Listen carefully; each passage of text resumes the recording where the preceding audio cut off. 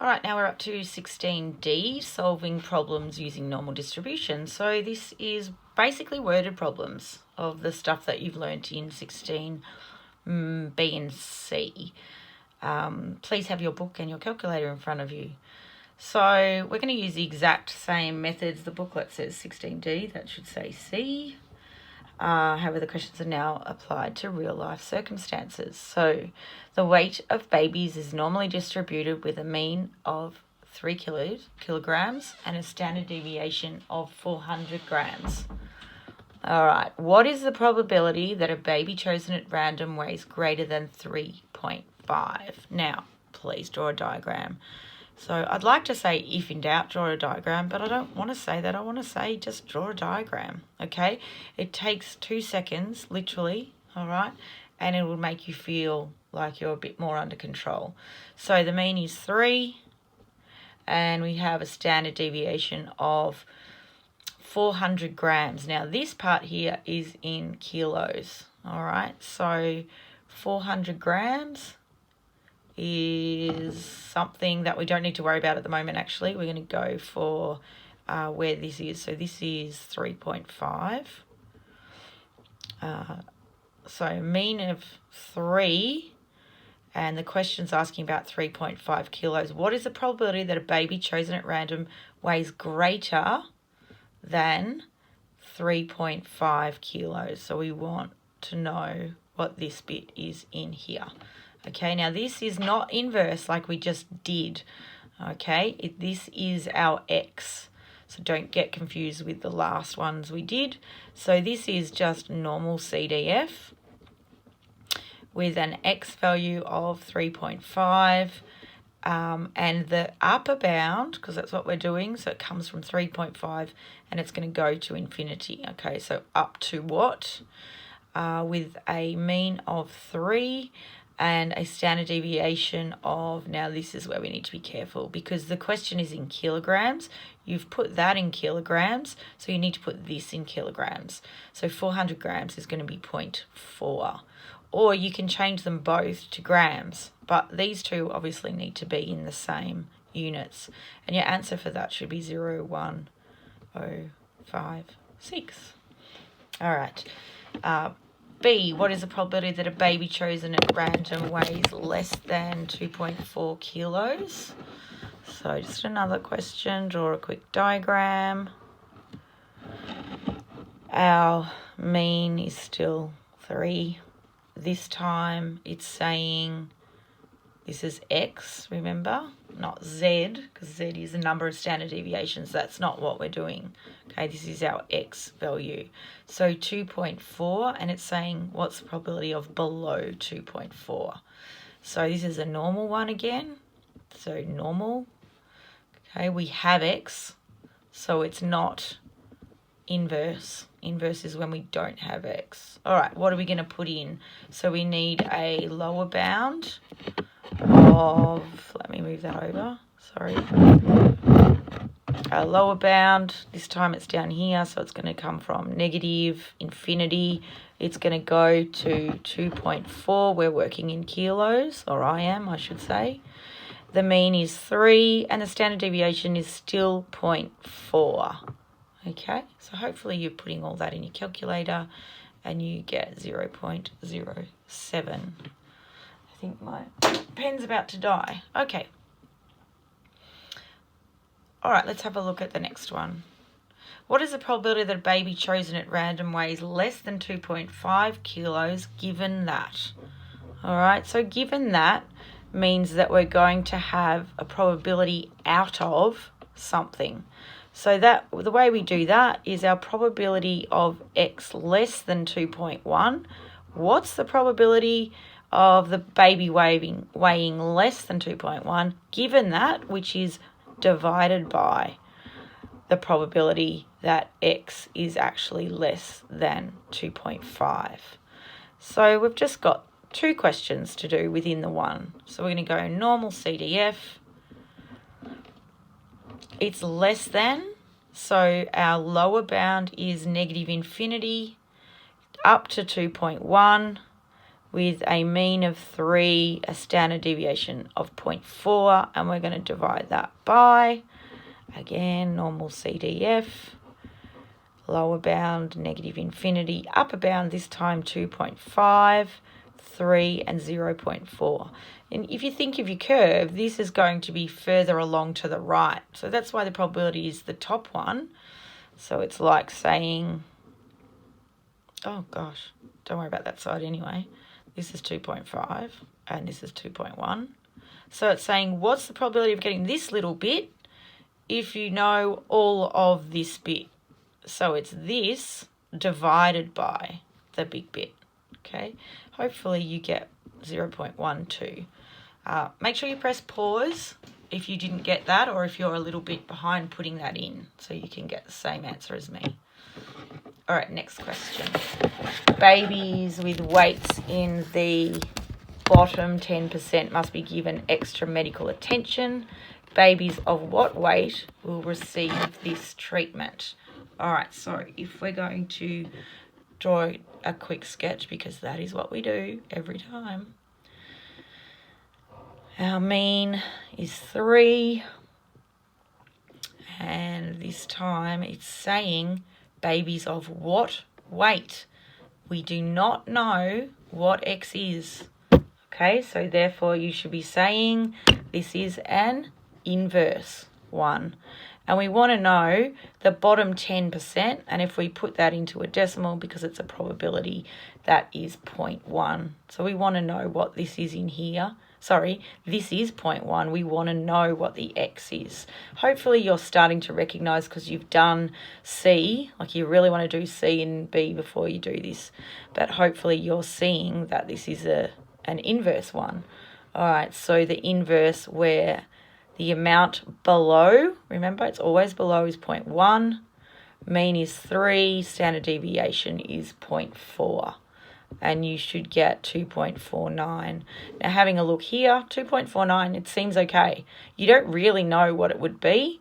You could do a little bit more and put your standard deviation down here, so that work out your percentages. So this is going to be 0.4 less, so this will be 2.6 somewhere here. Yep, that makes sense if you know your percentages. I mean, you shouldn't, but if you got 7.17, then that would be up here, and you would know that straight away there's something wrong. What does this actually mean? Babies who weigh 2.49 or less will receive extra attention. So obviously it's okay to be able to put the maths in, but this is about attention. This is about, putting it into real life situations. Okay. So we're nearly there. This is about finding the Z scores. Okay, so that, remember, Z is how far away from the mean in terms of standard deviations. Sometimes we may be given the probabilities of certain intervals of X and be asked to find the mean or standard deviation. We can use standardized Z scores to help us find this. So the weights of cats are normally distributed. If 10% of cats weigh less than 1.35 and 15 above 1.8, how can we do this? If you're going, I don't have a clue, oh my gosh, I'm hopeless at these, draw a graph. If you're not saying that, draw a graph. Okay. All right, so here we don't know anything about the mean, so we're going to put that. What we do know is that 15% of cats weigh above 1.8 kilos. This is kilos. Okay, this is not Z score, which is your number of standard deviations. So 15% weigh above 1.8. So that means in here we can put 0.15. And we also know that 10% weigh less than 1.35. That's this. So this part of our diagram is going to be 0.1 because it's 10%. That's all you need to do for that. All right, so let's get on to this. Finding the mean and standard deviation of this distribution. All right, so first of all, we are going to find, what is it that we need to find? So we need to find mean and we need to find the standard deviation. And we're going to do that by finding the z-scores, okay, on each of these areas. So basically we want, I'm going to call that Z of A and I'm going to call that Z of B. Okay, we want to know this because when we know this, it's going to help us find the standard deviation. All right, so this time the information that we have is needing us to find an inverse. So I should put here, find ZA. So it's going to be an inverse question in this time. All right. So ZA is the lower bound if you're looking at your A question. And the lower bound, sorry, not lower bound, the X is less than or equal to. So it's 0.1. And this is what we did the last thing yesterday, I believe it was, with this type of information. We are going to use standardized form to get this. So we're going to use the U equals 0 and standard deviation equals 1. So in here we just put 0 and 1 because it's a standardized, like I was talking about with the tests. All right, so you should get this for here. All right, so now we're going to find the other one. So find Z of B, okay, where B is 1.8 and you're 0.15. So the part that we're interested in is 0.15. So our inverse, we're going to do inverse. Are we going to do 0.15? Think about it. Okay, hopefully you're saying no. We want the area always below that value. So the area below Z of B, if above it is 0.15, below it must be 0.85. So inverse functions always need in the calculator the below amount. So in this case it is 0.85 with a 0 and 1. Okay, now if you put that in, you should get 1.04. All right, we're not there yet, okay? We need to keep going. So the next step is to use our formula where Z equals X minus mu over standard deviation. I'll show you why in a second. So this is what we've found. We've found Z of A and we've found Z of B. So we're going to put these in. So we've got minus 1.28 is equal to, and this is where we bring this back in. Okay, so the A side was 1.35 kilos. So the X is 1.35, and we're going to subtract the mean, which we don't know, divided by the standard deviation, which we don't know.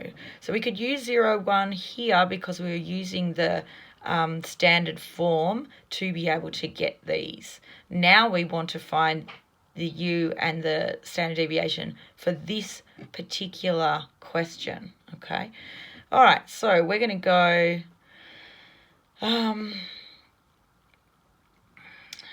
what have we got there?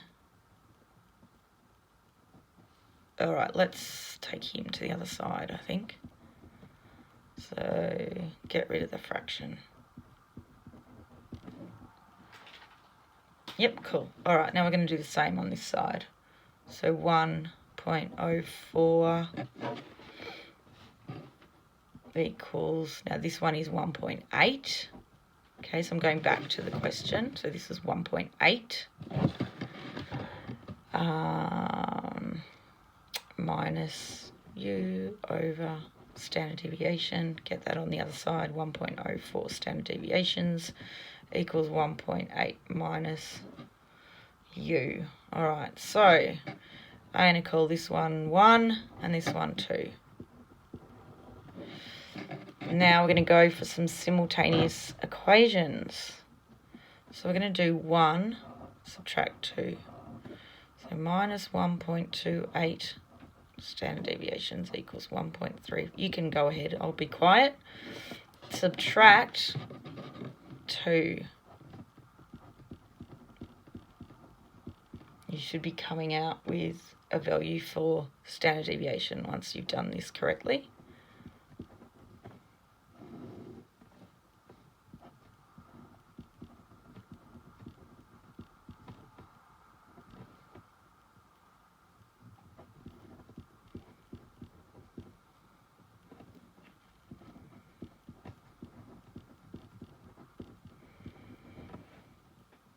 All right, so with the simple standard deviation, with simultaneous equations, that's what you should get. So if you didn't get that, press pause, have another go in your calculator and see if you can come out with that. The last step is just subbing that in, so that into one of the equations so that we can find the mean. So I'm going to sub that into, doesn't really matter, I'm going to do into 1. So minus 1.28 multiplied by 0.19. Okay, I'm going into here. Equals 1.35 minus U. Get these out in your calculator. Shuffle everything around. Press pause until you get the answer, which I hope is 1.59 kilos. All right, now I've just done C before B, but that's okay. Let's just have a quick look at sketch a curve where this scenario has been standardized. So from here to a standardized curve and how it looks. Standardized, which is what we're talking about at the start of B. So it's standardized 0, okay? And this is B and this is A. And this is the values. Once we've, this should be C because we need to put these values in. So finding A was negative 1.28.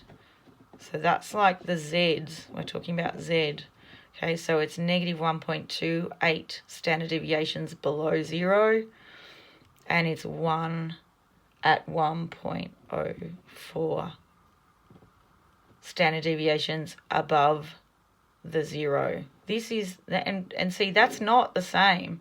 Okay, if anyone's going, hang on, those don't equal each other, that's because, remember, the initial question is there's 15% in here and there's 10% in there. Okay, and where I'm just going to shade, that's the part that gave us that information. Excellent, that is 16D. There's the questions. Press pause, have a go.